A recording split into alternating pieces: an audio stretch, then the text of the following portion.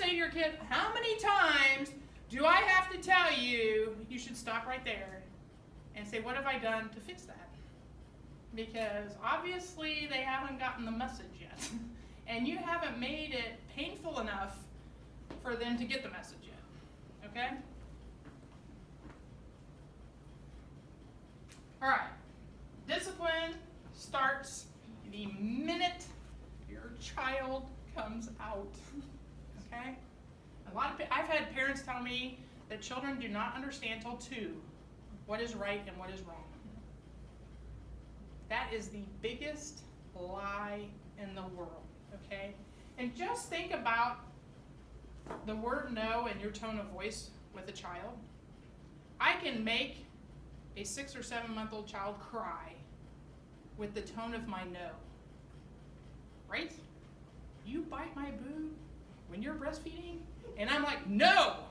And they're bawling. Right? Because they know something they did made me angry. Okay? And so that, yeah, or they laugh. Rosie. Okay, so the tone of my voice, even when they're little, and even if I'm not scaring them, they know the difference between my no and my, you're such a good little baby, I love you, here, have some mashed potatoes, okay? So they quickly learn what behaviors cause that tone of voice and my happy tone of voice, okay? And they also know what they're doing, and I can't remember who was Tuesday. Oh, it was Gerbs. Not Gerbs. Not Gerbs. I don't know why I said that. Noman. Yeah. Noman said, my little boy, he'll like walk up to something, and he'll reach his hand out, and then he'll turn to look at me. You think he doesn't know? He's like 15 months old. Okay? He knows he's not supposed to touch that, and he's looking to see if he's going to tell him one more time not to touch that, right?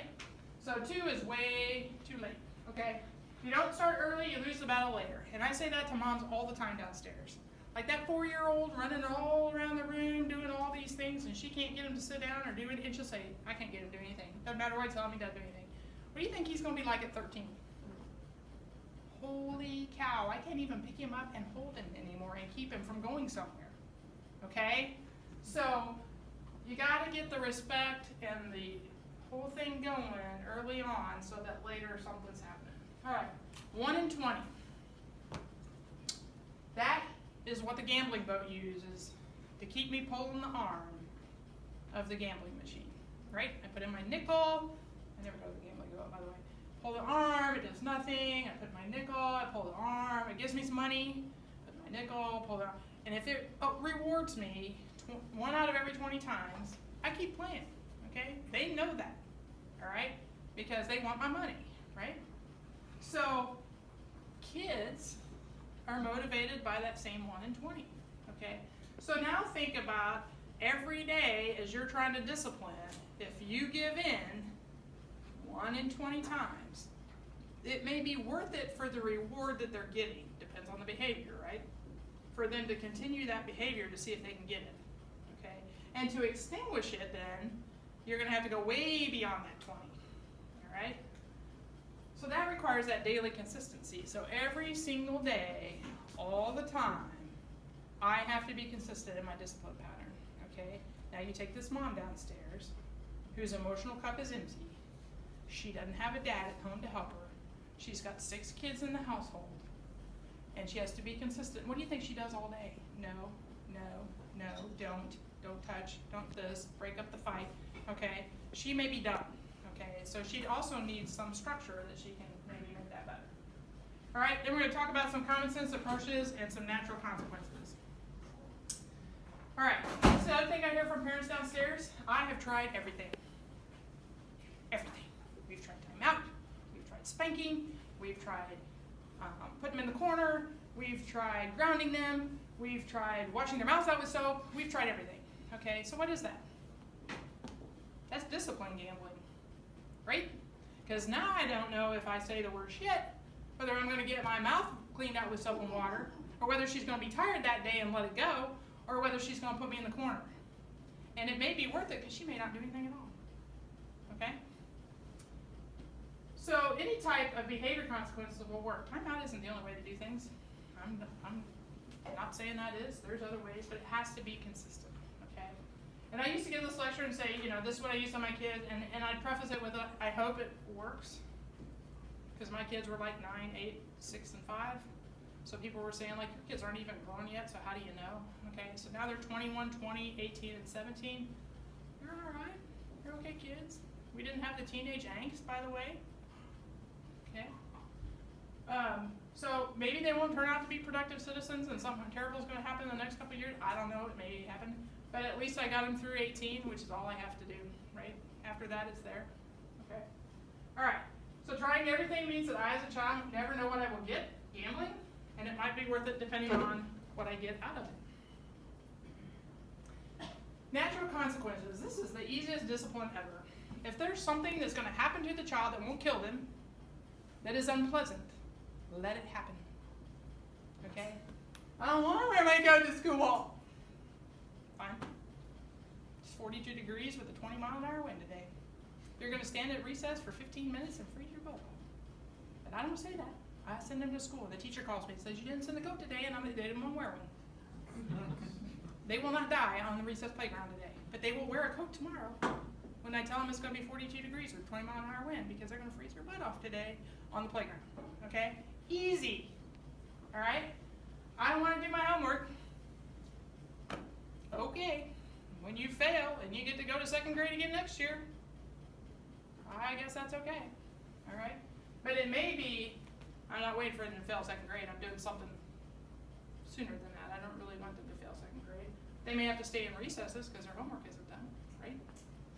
I don't need my gloves, same as the coat. Okay? I'm not hungry. Okay. This is what we're eating. This is the time we're eating. If you're not hungry, that's fine. They just don't want to eat it. That's what I'm saying. And then an hour and a half later, they come and say, I'm hungry. And I'm like, we ate. I'm sorry. Okay? When you're hungry tomorrow morning, guess you'll eat. Okay? Obviously, do not allow it if it's dangerous. I want to jump off the roof is probably not a good natural consequence. Those sorts of things. All right. 1 in 20. We're going to come back to this because this is so important. It's hard to be consistent. Never give in even once for every 25 cents. Think of that Target candy checkout lane. Roll your kid through. They want the Snicker bar, right? And so they start throwing I want the Snicker bar. Please give me the Snicker bar. You're so mean. You never give me the Snicker bar. I can't believe you won't give me a Snicker bar at least one time. And then they start the screaming, okay? And every parent in the place is like, what's going on in aisle 7, okay? And you think, oh my God, like these people think I am like a complete freak. And you hand them the Snicker bar, right? Now what's going to happen? If I throw a fit for 5 minutes, I get a Snicker bar, okay? So, no, okay? I can tell you, this happened the other day, actually. Luckily, I got to go to Spain and see my son who's over there doing a study abroad. And we were sitting eating at a restaurant, it was outside, and his mom was pushing her little girl in the stroller, and she let her get out and walk. And the little girl wanted to go that way, and the mom wanted to go this way. And the little girl threw herself on the ground, and she's pounding the pavement, and she's screaming, and mom picks her up, and she does the whole flipping that back over the bag, and she's like, trying to hold her. She sets her back down. She runs for the water. She brings her back. Just this whole huge fit. Of course, I'm laughing. It's not my kid, right? So I'm like, oh my God, look at that poor mom. But I said to Tom, like 5 minutes in, I'm like, don't give in. Like, do not give in to that child. She had done so well. Like if she gave in then, all was lost, and she was so close. She's so close to breaking that child. But we were on an ocean wharf, and everybody in the entire area and every outdoor restaurant was watching this encounter. Okay, it would have been so easy to have been like, we're going this way, right? And she didn't give in. I was so proud. I wanted to like run down there and hug her, okay? Because my poor kids, they hear more stories and see more things, and I'm like, we get in the car, and I'm like, okay, did you see what happened in gymnastics tonight? What happened? And then they tell me like, well, the mom said, and I'm like, so they're like these little disciplines ours, but if you ever want a girl to babysit that's really good at discipline, Katie Coleman, okay?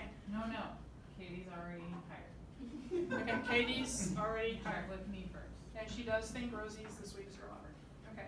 Temper tantrums, ignore them, right? The kid throws a tantrum, he's on the ground, he's banging his head, I don't care, he's not gonna hurt himself, he may get a bruise. He'll be fine. And you like walk forward and he jumps up and runs in front of you and flops down again. And you step over him and you keep going and he keeps flopping and it'll stop. Don't quit. That's one of those natural consequences where you just don't pay attention. All right. So methods I don't like. A pay for everything method. Ooh, if you go get your shoes today, I'll give you $1. Okay? If you get your homework done, and we'll get you ice cream. If you do this, you know, it's like your dog that you first give them treats every time they sit. Eventually you have to wean them off of that, right? So you do not want to pay your child for everything. Okay, the 1, 2, 3 method is my favorite non-method. Okay, how many people's parents used the 1, 2, 3 method when they were little? If you don't go get your, if I have to count to 3, when I get to the number 1, you do nothing, right? Y'all did nothing at 1. 2, and they've dragged it out, right? Because if they say the whole word 3, there has to be a consequence, okay?